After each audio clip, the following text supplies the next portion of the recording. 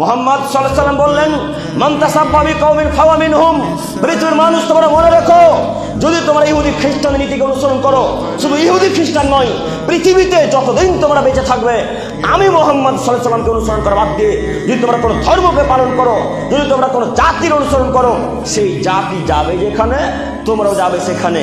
একটা আপনারা সকলেই বলবেন যে মুহাম্মদ সাল্লাল্লাহু আলাইহি ওয়াসাল্লাম নীতিকে যারা বাদ দিয়ে ইহুদি খ্রিস্টান বৌদ্ধ সাঁওতাল ডোমদের ধর্মকে অনুসরণ করে, তারা কোথায় যাবে?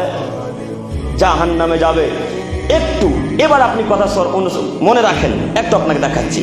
আচ্ছা আপনাদেরকে একটু কথা বলি যে এই যে 31 নাইটে আপনার ছেলে বাজি ফুটাচ্ছে, এটা কি মুহাম্মদ সাল্লাল্লাহু আলাইহি ওয়াসাল্লামের নীতি?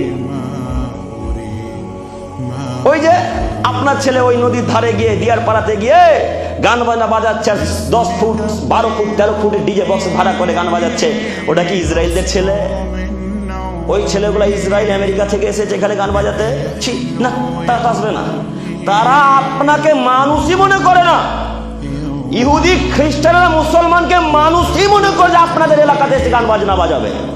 ওরা মনে করে মুসলমান আমাদের জানি শত্রু, মুসলমানকে যদি ধ্বংস করে দিতে পারে, জাতির সবকিছু নষ্ট হয়ে যাবে, পৃথিবীর সবকিছু দখল করে নিতে পারবো, এটা তাদের আশা।